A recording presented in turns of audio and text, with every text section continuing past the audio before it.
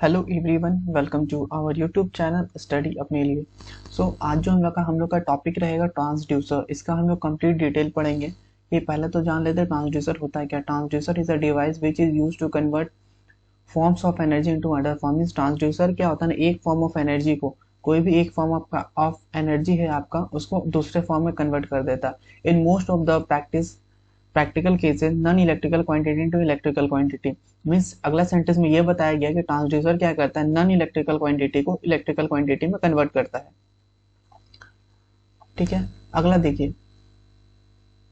हाँ, it is also known as the sensor, pickup, gauge and signal generator. इसको हम लोग क्या बोलते हैं, सेंसर बोलते हैं, पिकअप गॉज बोलते हैं, गॉज भी बोलते हैं, और अपना सिग्नल जनरेटर भी बोलते हैं। इसमें क्या होता है, नॉन इलेक्ट्रिकल क्वांटिटी आपका इलेक्ट्रिकल क्वांटिटी में कन्वर्ट होता है किसके हेल्प से, ट्रांसड्यूसर के हेल्प से। अगला जो टॉपिक है, so this devices form a large and important group of transducer. और ये डिवाइसेस जो है, ठीक है, जो आप देख रहे हैं, पिकअप, गॉज, सिग्नल जनरेटर, ये सब मिलके एक इंपॉर्टेंट ग्रुप ऑफ ट्रांसड्यूसर बनाते हैं। वही लिखा है, so this device form a large and important group of transducer in industrial instrumentation. चलिए अब अगला आते हैं। Many of other physical parameters such as heat, intensity of light, flow rate, etc can be converted into electrical quantity. तो ये सब जितना भी चीज है, अदर फिजिकल पैरामीटर्स जो हो गया आपका, हीट हो गया, लाइट का इंटेंसिटी हो गया, फ्लो रेट हो गया, ये सब को आपका इलेक्ट्रिकल क्वांटिटी में कन्वर्ट करता है ट्रांसड्यूसर। अगला देखिए, बेसिकली जो ट्रांसड्यूसर है एक तरह का सेंसिंग डिवाइस है जो क्या करता है, फिजिकल फिनोमिना, ठीक है, and chemical composition into electrical phenomena और हाइड्रोलिक आउटपुट सिग्नल में कन्वर्ट करता है। ठीक, कोई भी फिजिकल चीज है उसको इलेक्ट्रिकल में कन्वर्ट करता है। अगला देखिए, ट्रांसड्यूसर कितना तरह का होता है। एक होता है मैकेनिकल ट्रांसड्यूसर, दूसरा होता है इलेक्ट्रिकल ट्रांसड्यूसर। दोनों को अलग अलग हम लोग देखते हैं। Mechanical transducer, basically mechanical transducer is a dial gauge. Basically mechanical transducer क्या होता है, एक तरह का डायल गॉज होता है, dial gauge type, which is rugged in construction. जो कंस्ट्रक्शन में क्या होता है, रग्ड होता है, and it is use over long period of time. और उसको हम लोग बहुत ज्यादा समय के लिए यूज करते हैं मैकेनिकल ट्रांसड्यूसर को।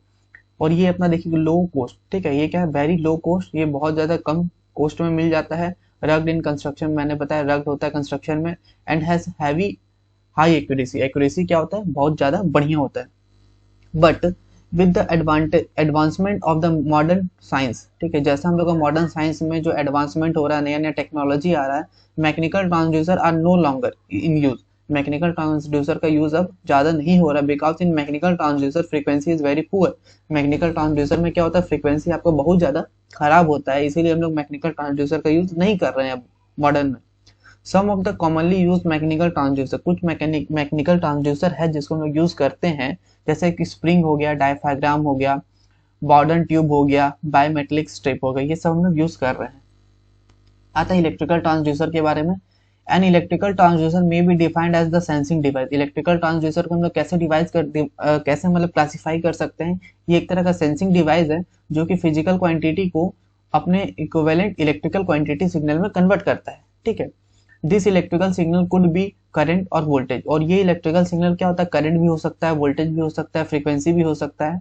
And production of this signal depend upon the resistive. और इसका जो प्रोडक्शन होता है, इस जितना भी सिग्नल है वो किस पे डिपेंड होता है, रेजिस्टिव पे, कैपेसिटी पे और इंडक्टिव इफेक्ट पे। अगला है properties acquired by electric transducer. Electric transducer के द्वारा क्या क्या प्रॉपर्टी पाया जाता है, जैसे क्या होना चाहिए, it should be linear always, ये हमेशा क्या होना चाहिए, लीनियर होना चाहिए। सेंसिटिविटी क्या होना चाहिए, अच्छा होना चाहिए, हायर होना चाहिए। सेंसिटिविटी कैसे हम लोग पता करते हैं, चार्ज इन आउटपुट, आउटपुट में क्या चार्ज है बटे charge in input. Operating range जो होना चाहिए वो बड़ा होना चाहिए, वाइड रेंज ऑफ ऑपरेटिंग होना चाहिए।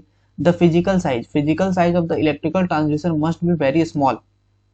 फिजिकल साइज जो होना चाहिए ट्रांसड्यूसर का बहुत ज्यादा स्मॉल होना चाहिए।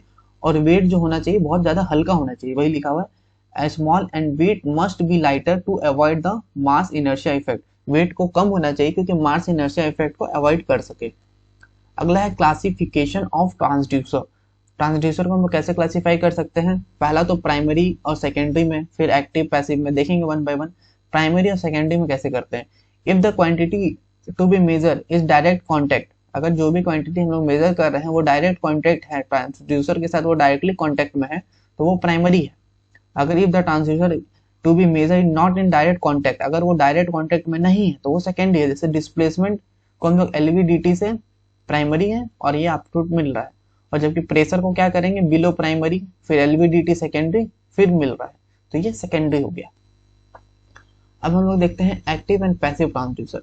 एक्टिव ट्रांसड्यूसर क्या होता है, if the electrical output signal is produced by the transducer itself then it is active transducer. Means ऐसा इलेक्ट्रिकल आउटपुट सिग्नल जो कि ट्रांसड्यूसर खुद प्रोड्यूस कर रहा है, वही लिखा if an electrical output signal is produced by the transducer itself then it is active transducer.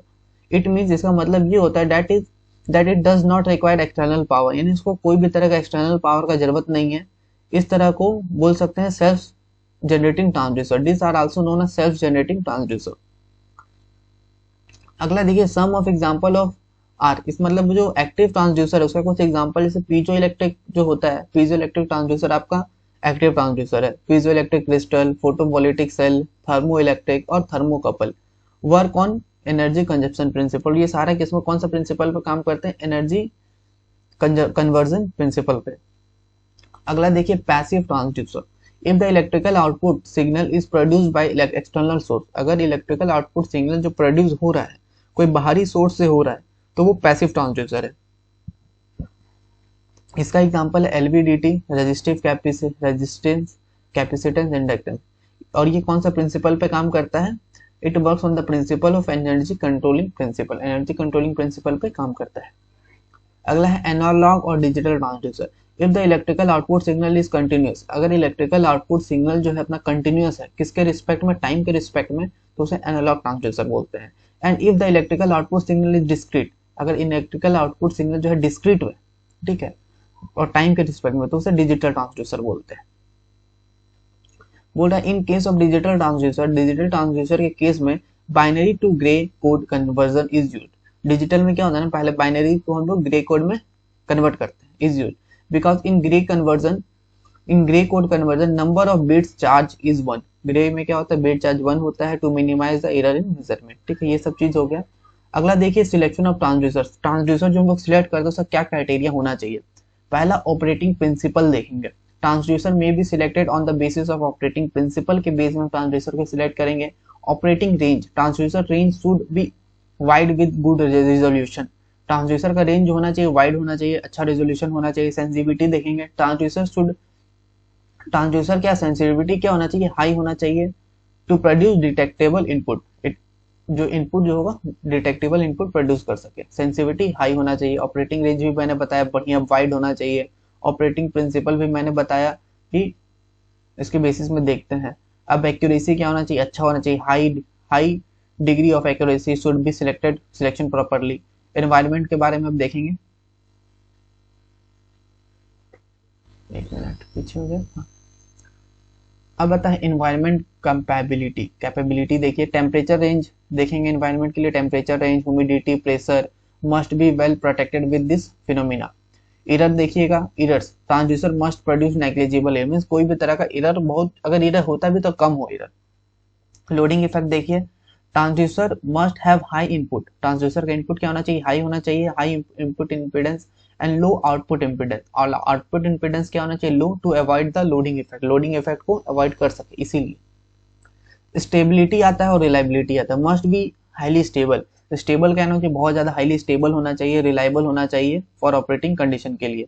Static characteristics की बात करें, is must be exhibit linear properties, में लीनियर प्रॉपर्टीज होना चाहिए and have low static error, और कोई भी बहुत ज्यादा लो होना चाहिए, स्टैटिक एरर क्या होना चाहिए, लो होना चाहिए।